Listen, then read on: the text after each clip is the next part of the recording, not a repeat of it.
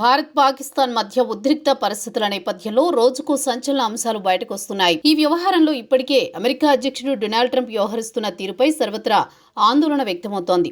ఈ క్రమంలో ఓ సంచలన రిపోర్ట్ సామాజిక మాధ్యమాల్లో హల్చల్ చేస్తోంది. జమ్మూ కశ్మీర్లోని పహల్గాంలో జరిగిన ఉగ్ర దాడికి కొద్ది రోజుల ముందే అమెరికా పాకిస్తాన్ మధ్య ఒప్పందం జరిగినట్లు సమాచారం. ఇరు దేశాలకు చెందిన ప్రైవేట్ క్రిప్టో కరెన్సీ కంపెనీలు డీల్ కుదుర్చుకున్నట్లు తెలుస్తోంది. ట్రంప్ ఫ్యామిలీకు చెందిన crypto currency company world Liberty financial పాకిస్తాన్కు చెందిన ప్రైవేట్ క్రిప్టో కరెన్సీ కంపెనీతో ఒప్పందం కుదుర్చుకున్నట్టు తెలుస్తోంది. ఈ ఒప్పందంలో ట్రంప్ కుటుంబానికి పాక్ ఆర్మీ చీఫ్ అసిమ్ మునీర్కు సంబంధాలున్నట్లు సంచలన రిపోర్ట్ బయటకొచ్చింది. పాకిస్తాన్ ఆర్థిక వ్యవస్థలోకి బ్లాక్ చైన్ టెక్నాలజీని అనుసంధానం చేసే విషయంపై ఇరు దేశాల క్రిప్టో కరెన్సీ కంపెనీల మధ్య అవగాహన ఒప్పందం కుదిరినట్లు వార్తలొస్తున్నాయి.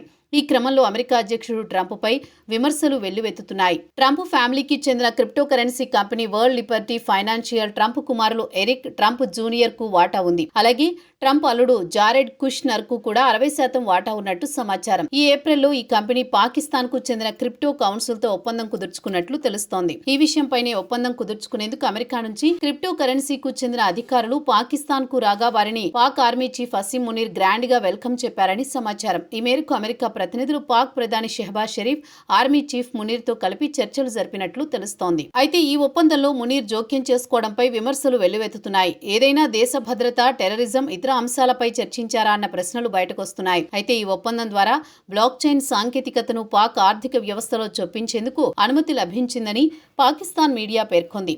అయితే భారత్లోని విశ్లేషకులు మాత్రం దీన్ని తీవ్రంగా పరిగణించాలని, ప్రపంచ సంస్థలు విచారణ చేపట్టాలని సూచనలు చేస్తున్నారు. మరోవైపు ఇటీవల ఖతార్లో జరిగిన ఓ వాణిజ్య మీటింగ్లో ట్రంప్ కీలక వ్యాఖ్యలు చేశారు.